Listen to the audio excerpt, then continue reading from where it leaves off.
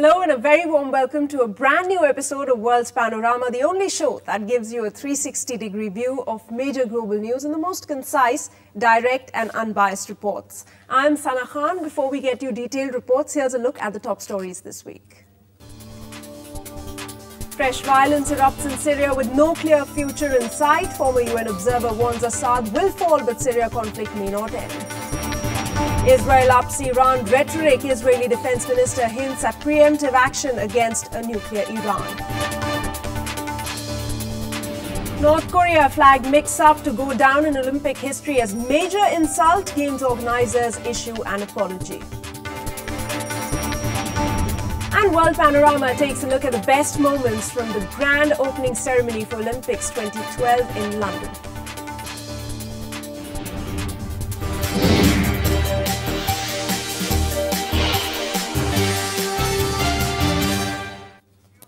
Our focus this week is on the recent developments in Syria. Is the collapse of the regime of Syrian President Bashar al-Assad imminent?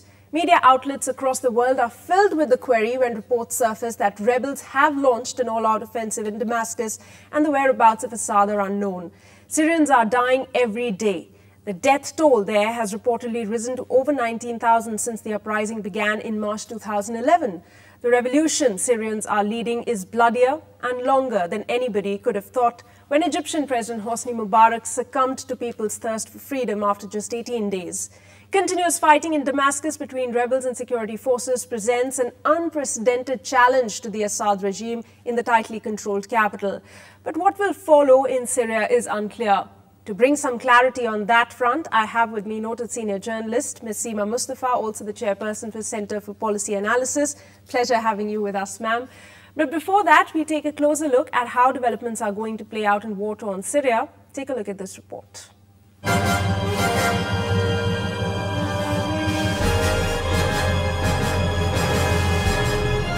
Skirmishes in Syria's commercial hub of Aleppo reached for a sixth day on Thursday, with reports that the army was shelling several neighborhoods and launching aerial attacks as more troops were expected to arrive. Syria's largest city had been bracing for a major slowdown in anticipation of reports that dozens of tanks, as well as thousands of additional government forces, were en route to push back against a rebel offensive to seize the city of 3 million. We have 30 days and around today 27 to go, so every opportunity will be seized to alleviate the suffering of the population. This is what is our main concern. A captain in the Free Syrian Army claimed that rebels have seized half the city of Aleppo. With the help of God, the Free Syrian Army has captured 50% of Aleppo city, and with the help of God, we'll capture the whole city soon. A day earlier, UN Under-Secretary General for Peacekeeping expressed hope for the Syrian crisis and that a political solution should be implemented. We have to hope that the whole process gains traction, that the vicious circle of violence can cease, and that some political solution, and first and foremost some dialogue, some political dialogue, can get started. Syria acknowledged for the first time on Monday that it had chemical and biological weapons, saying they could be used if the country faced foreign intervention. A statement strongly condemned by the US president. Given the regime's stockpiles of chemical weapons, we will continue to make it clear to Assad and those around him that the world is watching and that they will be held accountable by the international community and the United States should they make the tragic mistake of using those weapons. The 16-month revolt against President Bashar al-Assad has been transformed from an insurgency in remote provinces into a battle for control for the two main cities, Aleppo and the capital Damascus. Assad's forces have launched massive counter-assaults in both cities. They appear to have beaten rebels back from neighborhoods in the capital and are turning towards Aleppo, a commercial hub in the north. Let's get in our guest, Massimo Mustafa. Ma'am, what do you feel? Do you feel a turning point has been reached in Syria and it's time for Assad to now go, especially after what we've seen in Damascus, the bombings that took place a few days back? Well, time for him to go or not, I think, will be determined by what really happens now. But it is very clear that the Americans, the US, Western powers, as well as the so-called rebels, have all come together to make sure that there is some kind of a regime change. And they're doing it with force, they're doing it through illegal weapons, they're doing it through terrorism, and they're making sure that the people of Syria are not able to exercise their own will and decide their own destiny. So what you're saying that there is a sort of pressure which is increasing from the West's side for Assad to go. But is there also a possibility that even after all this, Assad might just manage to hold on to power, or that seems completely unlikely? Well, it's difficult for Assad now, for President Assad, because he's having, he's fighting against all odds. The terror attack in which his lieutenants were really killed itself shows that, the whole thing has come home. And he cannot really depend on his security as well.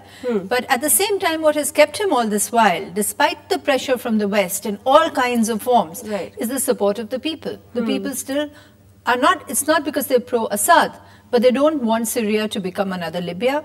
They want to retain the right to make their own decisions, and they do not want outside foreign forces to come in and topple regimes as they've been doing all over the Middle East. Right. So that just gives us a sense of what happens should Assad, step down from power. But give us a sense of the larger implications, the violence part of it, the relations with the West, and also what happens in a larger global scenario, for example, with Russia and Syria, Russia being a very close ally, what happens? Yeah, it was rather, your clip just showed President Obama saying that they will not, the international community will not allow Assad to use chemical weapons, which is fair enough. But how is it that this international community is allowing the Americans to use the worst kind of weapons in their various created wars in the Middle East? After all, there has to be some kind of a voice raised against that. And fortunately for Syria or for the people, Russia and China have been taking a position, which is why it has become very difficult for the Americans to use the United Nations to get rid of Assad. The Kofi Annan plan, which is a good plan, which was also accepted by the Syrian government, has been completely hijacked by the current spate of violence, so that the United Nations doesn't have a say anymore, doesn't have a temperate influence in what happens in Syria, but they are able to just get him out by force. Right. There was a time when one had a feeling that maybe the United Nations can now intervene and send observers, and maybe the situation changes. But as you yourself mentioned, the situation is way out of control for even the United Nations to take control of it, and also for Kofi Annan's peace plan to, make some sort of changes. So, what should the people of Syria expect now? No, I don't think that the situation was ever really out of control for the United Nations to enter. The point is it's being made to go out of control. And that, I think, itself is a very clear indication that once again, the United Nations is not going to be a balancing factor in what happens in the Middle East. The United Nations was able to do nothing to prevent the invasion of Iraq. It was able to do nothing when Libya was attacked and completely destroyed. And now Syria is part of this whole plan, and I think we all have to realize that Israel and the US, it's a full, any country that is resisting the whole Israeli expansion or occupation of the Palestinian land is become the enemy. So one by one, the regimes are going. And the other second point that has to be highlighted is the fact that all the secular regimes are being overthrown. Whereas the fundamentalist regimes, and there are many of them in the Middle East, are being supported by the Americans and by the Western powers as if they are their best friends. Right. Okay, coming back to Assad, once again, do you believe the president has, in a way, some sort of time and geography on his side? Because remember, China and Russia have been, backing Syria all through the way. So, keeping that in mind, do you believe that a military intervention won't be possible so soon? Well, for the Americans to move in militarily, no. I think that's one thing that they are coming up against because of the veto in the UNSC. So, which is why they are using this, what they call the People's Revolution. The Arab Spring, which was probably genuine when it began in Tunisia and other parts, has suddenly been overtaken or taken over by forces we don't even know who they are. And all the time you hear this thing about people's desire for democracy, people wanting to get rid of the autocratic regimes. But who are these people? These are all these faceless people who sort of exist in countries outside the countries where the war is being fought, particularly in the case of Syria. So I really am amazed at how the international community has, part of the international community like Russia and China has taken a position and yet are not being able to do much. Absolutely. In my last question, if I may ask, in case Assad goes now, what will post-Assad Syria be looking like? What should the people in Syria be expecting? Is there going to be an increase in the violence? It'll be looking like Iraq and Libya, which means a lot more violence, which means constant terror, so-called terror attacks, which means almost the balkanization of the country, where a weak factional government, which is a puppet of powers outside the region, which does what others want them to do, and so that there is free play for countries opposed to the Palestinians or who are just also working to strengthen these kind of forces in the region. So I think you're really going to look at a very unstable Syria for years and years to come. All right, Massimo Mustafa, it was a pleasure having you on the show this week. Thanks so much. So really, the people of Syria have not much hope in the days to come. We'll keep a close watch on the situation there. But right now, it's time for a very short break. After that, Israeli Defense Minister says nuclear Iran is far more dangerous than preemptive Israeli strike.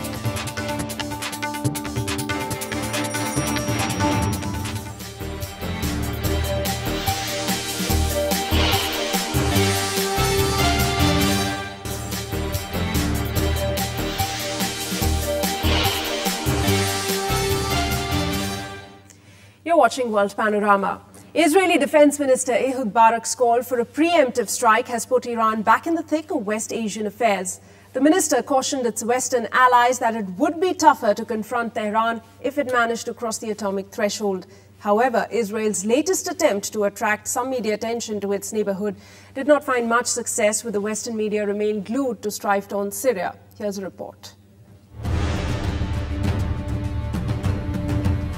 Israel's defense minister Ehud Barak has hinted that the Jewish state may take preemptive action against Iran to foil its nuclear ambitions in case sanctions against the Islamic Republic fail to deter it. Israeli media interpreted Barak's comments as pushing for a possible Israeli strike against Iran to stop a project the West sees as a drive to achieve nuclear weapons. I am very well aware and know in depth the difficulties and complexity involved in preventing Iran from achieving nuclear weapons. But it is clear to me beyond any doubt that confronting that challenge in itself, once it ripens, if it ripens, will be infinitely more complex. In his lengthy remarks, Barak said Israel may need to make fateful and difficult decisions and can eventually rely on itself alone, pointing also to what he called growing instability posed by popular revolts in neighboring Arab countries. This is the time for the entire world to ready for united action, united goal and political desire in order to put a swift and definite stop to the Iranian nuclear project. Israel has cautioned that time was running out before Iran achieves a zone of immunity in which Israeli bombs cannot penetrate deeply buried uranium enrichment facilities, and that Western economic sanctions had so far not achieved a goal of stopping Iran's nuclear program. The failure of talks between Iran and 6 world powers to secure a breakthrough in curbing what the West fears is a drive to develop nuclear bombs has raised international concerns that Israel might opt for a military strike. Over to the European economic situation, where while Spain and Germany have moved to reassure investors the former will not need a full-blown bailout, Greece has found itself back in the headlines after a warning it faces imminent bankruptcy. International inspectors have warned Greece is in a precarious position as it will have to refinance billions of euros of government bonds in less than a month and will require international support to do that.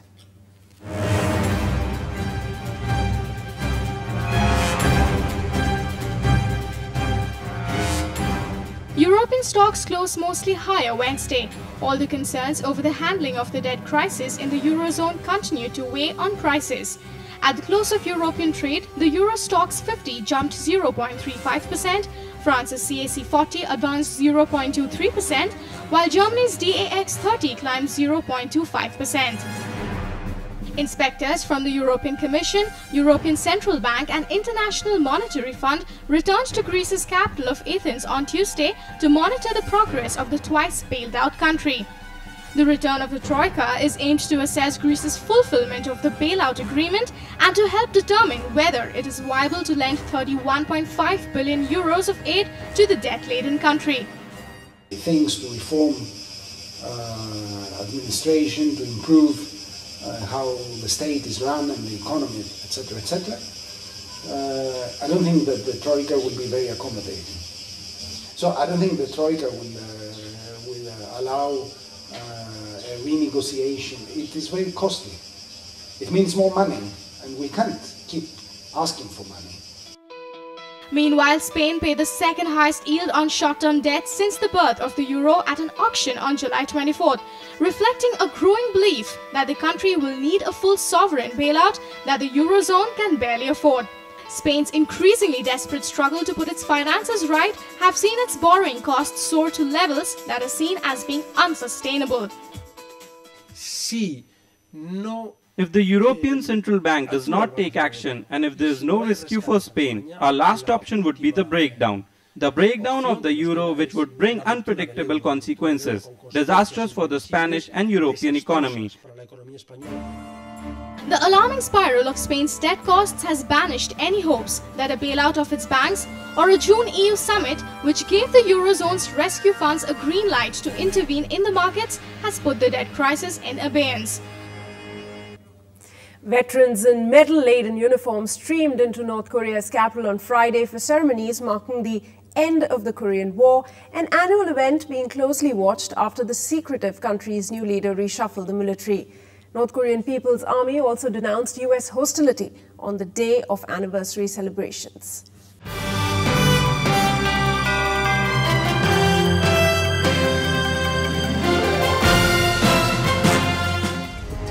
North Korea said it is not afraid of war if the US provokes the isolated state during a mass rally celebrating the 59th anniversary of the ceasefire treaty with South Korea. The ceasefire signed on July 27, 1953 stopped the fighting between US-led UN forces backing South Korea and Communist Chinese and North Korean troops.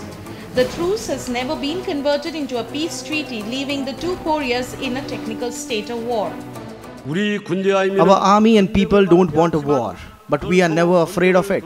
The United States and its followers are plotting an invasion as they think they can survive and that their base is safe since it's very far away.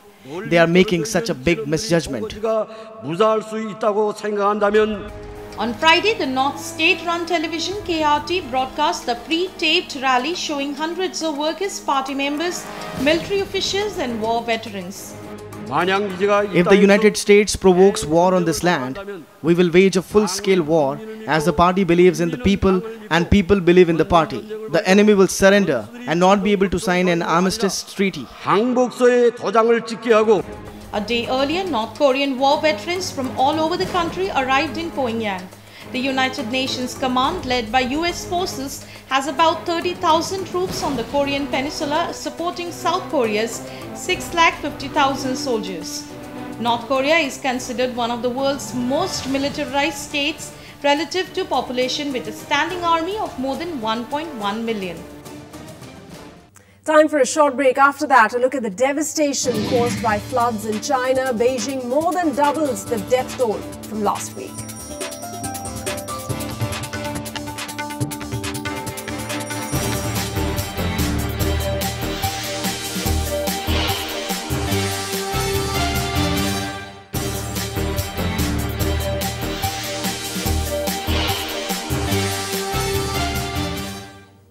Thanks for staying with us. Time now to take a look at some of the other international news in a quick wrap.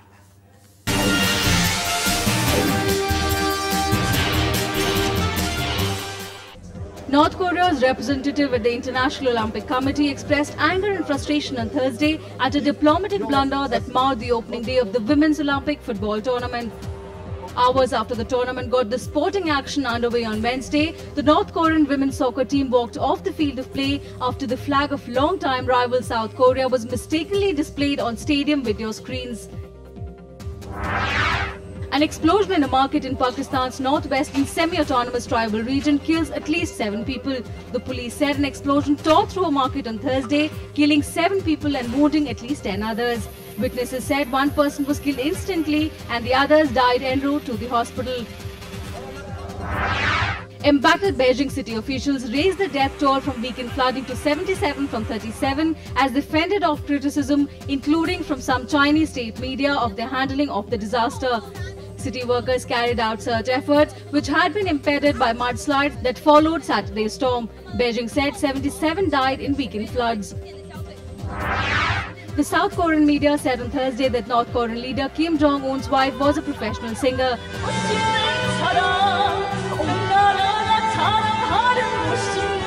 North Korean leader Kim Jong-un is married, putting an end to speculations over his relationship with a woman seen at his side recently. North Korea's state-run television KRT named her as Ri Sol-ju but provided no further details.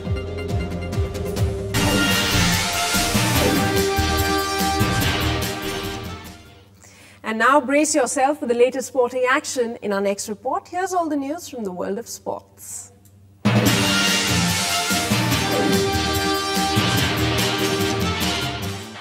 Defending Olympic champion Rafael Nadal has pulled out of London 2012, saying he is not in condition to compete. The 26-year-old is suffering from tendinitis of the knee and will be unable to defend the singles title he won in Beijing in 2008. Nadal is still struggling with his long-term knee complaint and now plans to return on the American hard courts, where at least his preparations should have a head start. He will be hoping the prolonged break will increase his chances of being fit for the US Open, which begins on 27th August. Fernando Alonso led from pole position to checkered flag to win the German Grand Prix for Ferrari on Sunday, while Germany's world champion Sebastian Vettel was stripped of second place for an overtaking infringement. Race officials said that Vettel left the track as he passed McLaren's Jenson Button on the penultimate lap in a controversial move. He was handed a 20-second penalty that demoted him to 5th. Button moved up to 2nd place, ending a run of disappointing performances, and Finland's 2007 Kimi Raikkonen took 3rd for Lotus. Bradley Wiggins was greeted by thousands of Union flag-waving fans on the Champs-Élysées on Sunday when he claimed the 99th edition of the Tour de France to become the first British winner. Wiggins finished safe in the bunch on the 20th and last section as he helped his Sky teammate and world champion Mark Cavendish to stage victory in Paris for the 4th consecutive year. Overall, Wiggins led Sky teammate and compatriot Chris Froome by 3 minutes 21 and Italian Vincenzo Nibali by 6:19.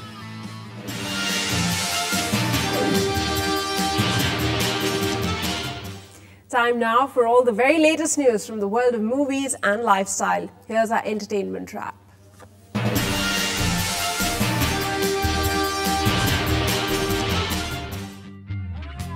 Mariah Carey is joining American Idol as a new judge for season 12. The singer will reportedly earn somewhere between $12 and $17 million for the job. Carey will be one of the replacements for departing judges Steven Tyler and Jennifer Lopez. Taylor Swift, Justin Bieber and the Twilight Saga continue their run as teenage fan favorites, winning the top honors at the Teen Choice Awards. Country music star Swift picked up 5 awards, including Choice Music Female Artist and Female Country Artist. Canadian pop star Bieber was not far behind, receiving 4 awards, adding up to a total of 12 Teen Choice Awards in a span of 3 years. Teen Choice favorite film The Twilight Saga picked up the Ultimate Choice Award this year.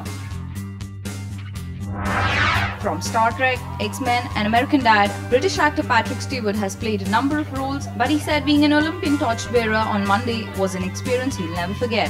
The actor ran through South London surrounded by jubilant students, teachers and fans. Days before the start of the Olympics, triple gold medalist and defending champion Usain Bolt has been immortalized in wax. The Jamaican sprinter's wax figure was unveiled at Madame Tussauds in London on Monday. Costing $233,000, the wax figure took a team of 12 people around 4 months to make. The wax figure is seen striking Bolt's famous victory pose with his left hand pointing skywards and his right hand crossing his chest. Bolt's wax statue will be on display in the attraction's Olympic area within the sports zone.